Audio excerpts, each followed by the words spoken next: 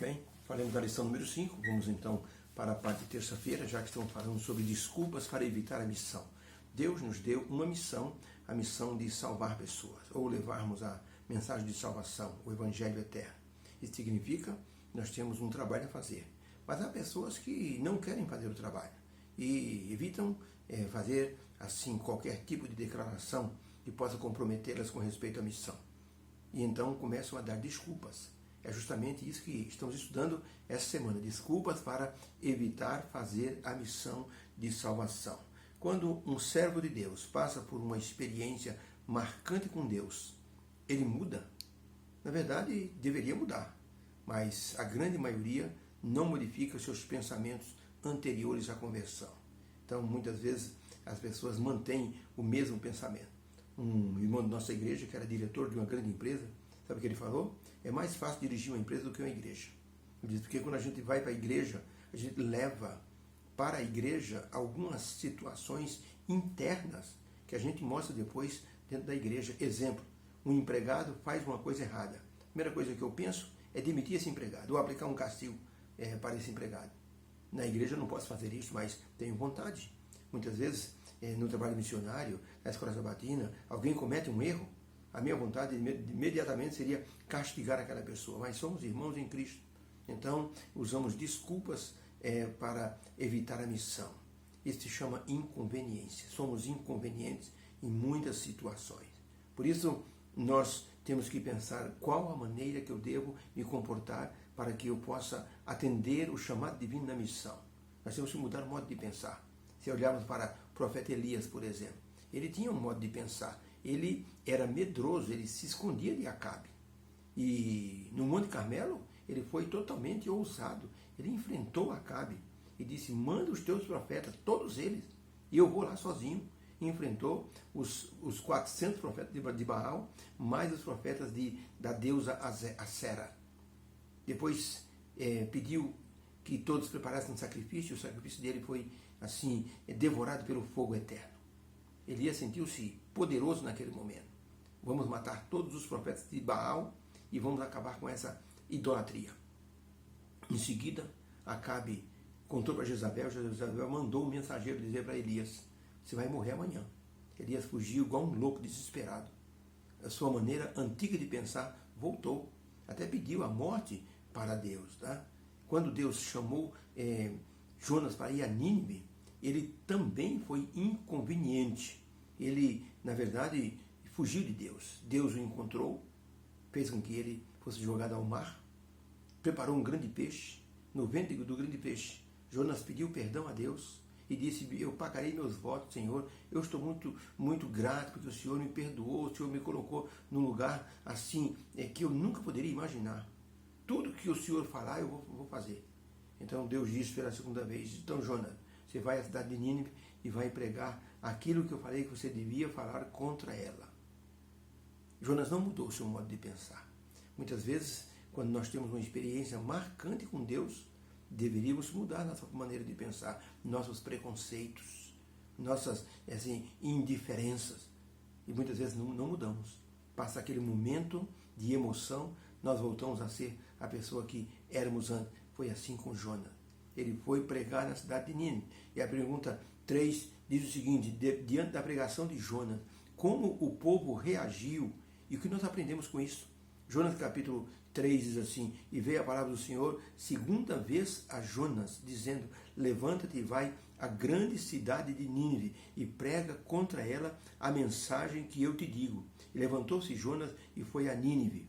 Ora, Nínive era uma grande cidade de 3 dias de caminhada. E começou Jonas a entrar pela cidade, caminho de um dia, e pregava, dizendo, ainda 40 dias, e Nínive será destruída. E os homens de Nínive creram em Deus, e proclamaram um jejum, e vestiram-se de saco, desde o menor até o maior, desde o maior até o menor.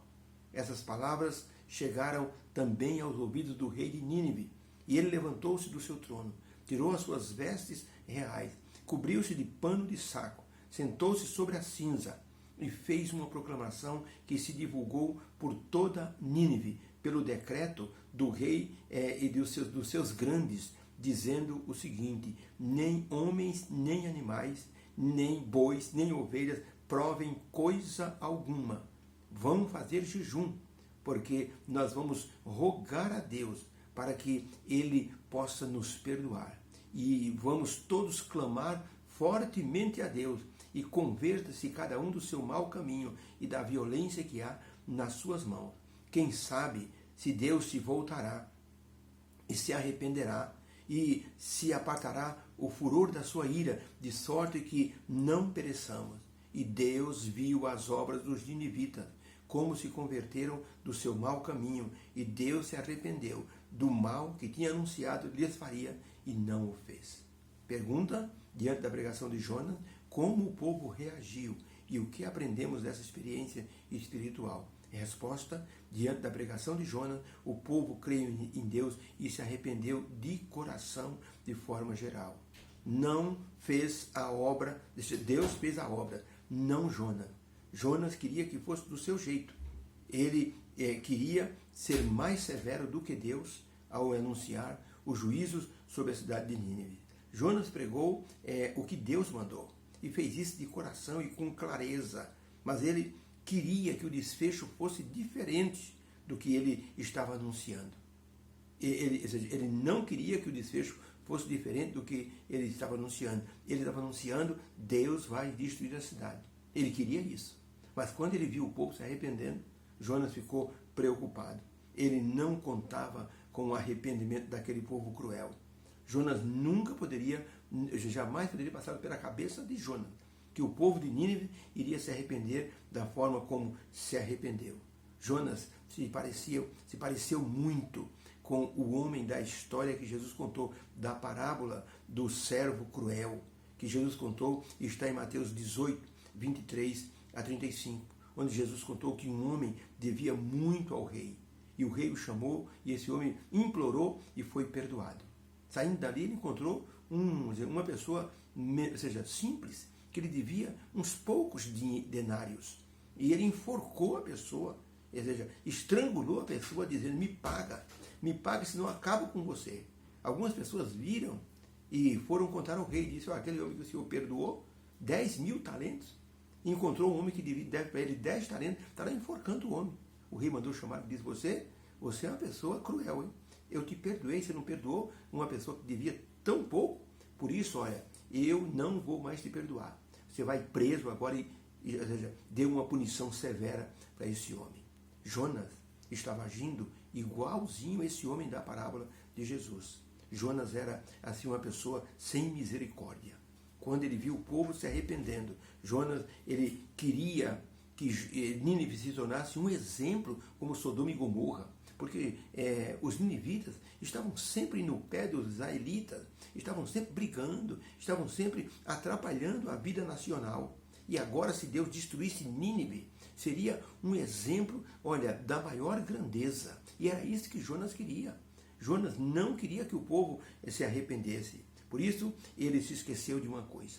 Se esqueceu da misericórdia divina. Se esqueceu da graça. Ele foi alvo dessa graça. Ele foi alvo dessa misericórdia. Dentro do ventre do grande peixe, ele clamou a Deus e Deus o perdoou. Ele disse, inclusive: Senhor, eu estou feliz, o Senhor me perdoou. Eu vou cumprir os meus votos.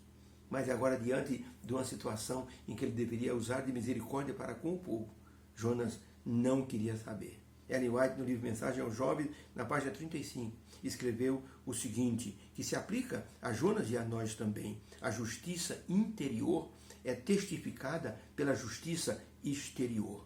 Quem é justo interiormente não é insensível nem incompassivo com os pecadores que se arrependem. Mas uma pessoa dessa forma, que tem graça no interior e que mostra graça para o lado de fora, essa pessoa vai crescer cada vez mais na graça de Cristo e vai ser mais fortificado de força em força. Então é a verdade. Aquilo que nós temos lá dentro é mostrado do lado de fora. Uma pessoa que é bondosa por dentro, ela é bondosa por fora. Jonas, ele aparentemente era um homem que assim pensava na salvação das pessoas, mas na verdade ele queria era destruição. Jonas era um profeta apocalíptico. Ele queria fogo do céu sobre os ninivitas. Hoje, Deus nos chama para uma missão de salvação. E para muitos, isso pode parecer exaustivo e sem motivação. Nós já temos uma vida para que nós possamos nos estressar. A gente cuidar da própria vida já é difícil. Já pensou você ter que dar apoio assim, emocional, conforto para outra pessoa? Muitas pessoas não querem saber disso, não. Eu conheço pregadores que, quando a pessoa fala, você pode fazer essa moderação? Diz, não, essa moderação eu não faço. Ele só quer pregar do sábado. Ou seja, pregou sábado de manhã, vai embora, acabou aquela obrigação. Não querem saber de ninguém conversando, dizendo os seus problemas, ore por mim, você pode fazer uma visita. A pessoa diz, não quero me envolver. Cada um com os seus problemas.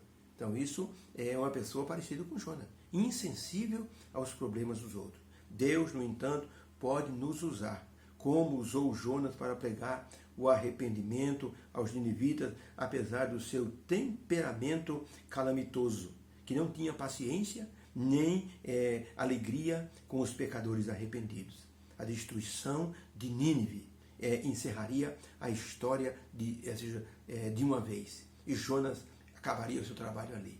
As pessoas se convertendo era para Jonas um aborrecimento. Ele teria que ensinar essas pessoas como as pessoas deveriam cultuar a Deus.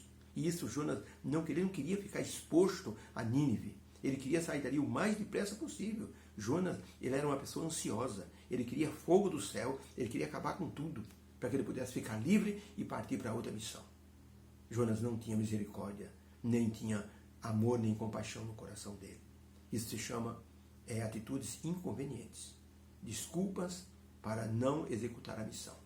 Obrigado, Senhor, pela lição de hoje. Ajuda-nos, Senhor, com o Espírito Santo a tirarmos essas inconveniências da nossa vida cristã.